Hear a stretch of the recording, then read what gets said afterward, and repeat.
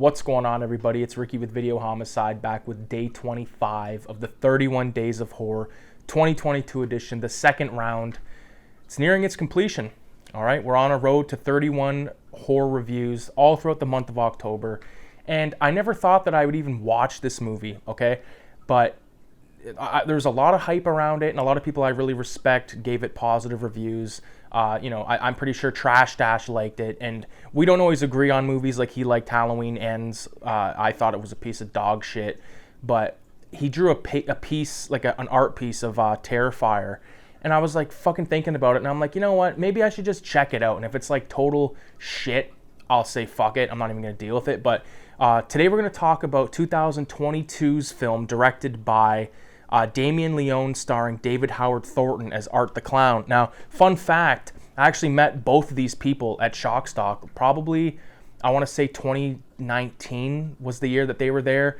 And, the actor, David Thornton, he was walking around normal, and then he put on the makeup and was walking around the con like that. But that was during an era where, or not an era, but that was just like me thinking, you know what, that's probably a shit film. Like, I don't give a fuck. I never watched Terrifier 1. I never watched the connecting anthology film, but I will definitely go back and watch that, because I will say right now, I fucking loved Terrifier 2. I thought it was great. I had a great time with it, man. Like, you totally have to disconnect, disconnect your brain for this one. There is a story, and I do like it, but I thought it was just going to be another one of those, like, run-of-the-mill, shitty fucking movies like Killjoy or fucking, all those weird clown films that came out like in the mid 2010s. I feel like there was a bunch of them. Even before it came out, there was like a lot, like Circus of Death or what, you know what I'm talking about. So killer clown films are sort of a dime a dozen at this point. But for me, it's hard to beat it, the Tim Curry It. And I'm not saying Terrifier does, but I'm saying Terrifier is a worthy adversary in the Hall of Horror fame. I will say that, man, just based off my viewing of Terrifier 2. So right off the bat, it's almost, I would say it's like 95% practical effects, which I really respect, especially in this era. Of course, there is some CG peppered in, you can tell, just for certain things like involving eyeballs and shit like that. But god damn, what a bloody fucking murder film. Like, as soon as I turned the movie on and I met with like this laundromat scene. Well, before that, you get this doctor killed. Like, total spoiler alert, and this is not a fucking play-by-play of the film, but this doctor gets himself killed, and then Art the Clown, he's all covered in blood and grease, and he goes into this laundromat and he fucking launders his clothes, and he meets like this little creepy girl. I don't know if she's connected to the first film or not, maybe. But nonetheless, she's pretty fucked up looking. She's got like the same kind of mouth as Art the Clown.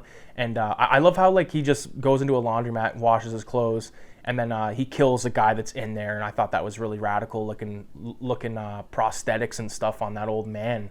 Of course, we got our main character, who's this girl. She's got a little brother. The little brother is actually a YouTuber. I've actually seen some of his YouTube videos before, which is fucked. But he talks about like metal and stuff like that, interviews bands and shit like that. So that was kind of cool. Respect to the kid. I mean, everyone's got to start somewhere, or however you want to say it. But I kind of like this chick, how she was like a quasi artist, or she was an artist. She was making like a costume, and the thing I liked about that, the costume was based on one of her father's drawings.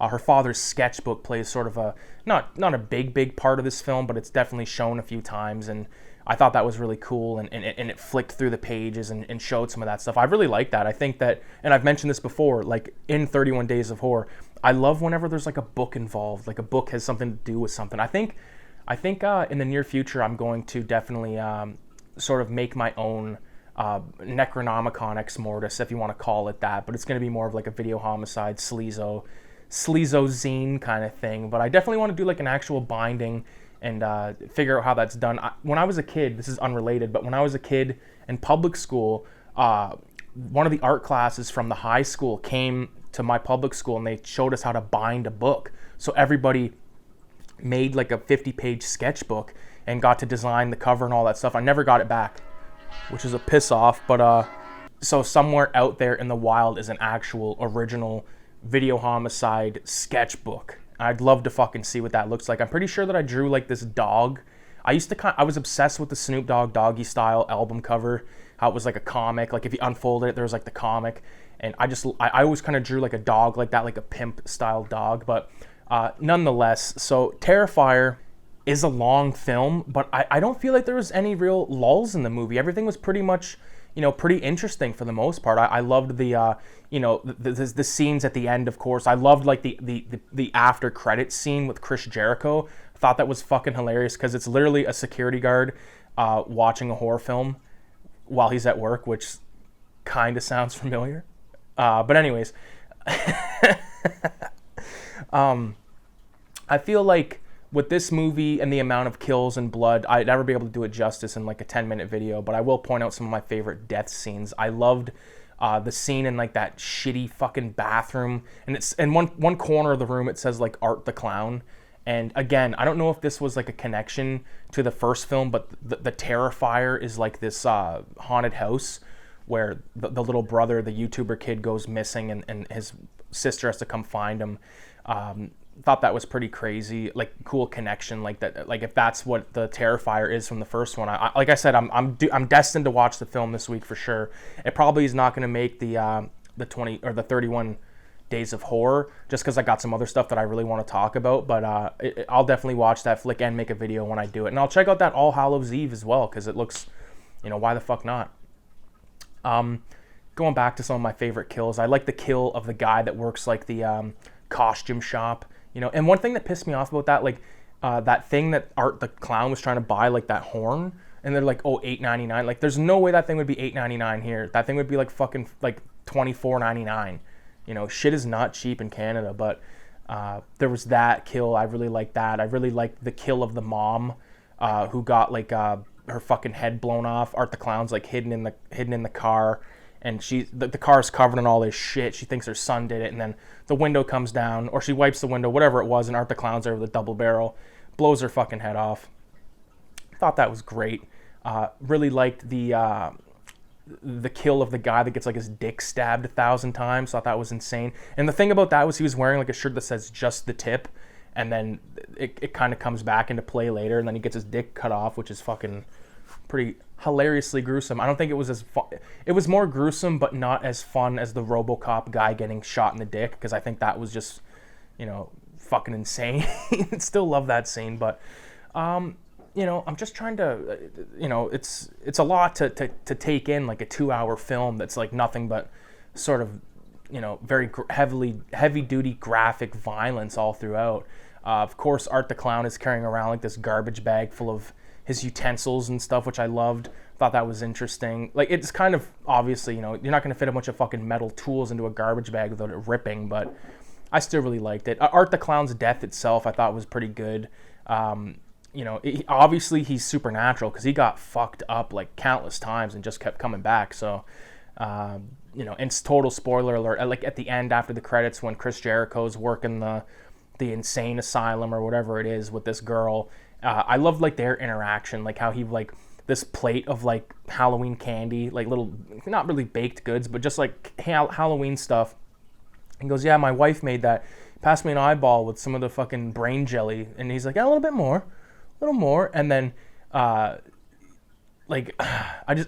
even like the little quick line where he's like, yeah, my diet starts tomorrow. Like, I don't know, I love Chris Jericho. Like, I grew up watching WWE. I got out of WWE right around the time that John Cena came into play, because I was like getting older. I was more interested in other stuff. I liked wrestling when I was a kid, but I didn't like it as much as I pretended to, if you know what I'm saying. Like, I really thought it was cool. Like when The Rock was gone and Stone Cold, like when Stone Cold fought The Rock for like WrestleMania, whatever it was, like that was the era that I watched wrestling. Everything after that, I don't give a fuck about. But I think John Cena came a little bit later than that. But regardless, it was cool to see Chris Jericho.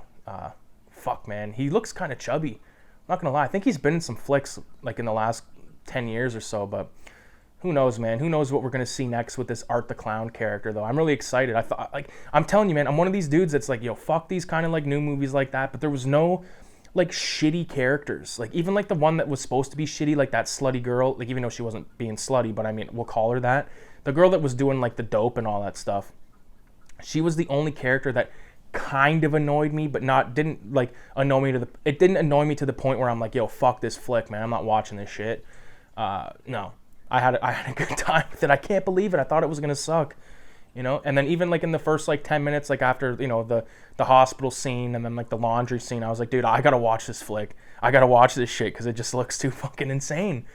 And again, like the amount of practical effects, like kudos to everyone all around. Actually, a buddy of mine is actually in this film. Like he's not like we hang out or anything. Like we've met a few times and like chatted on Instagram and stuff. But he's actually in the scene of the film where they're having like this. Oh, I can't believe I forgot to talk about this scene.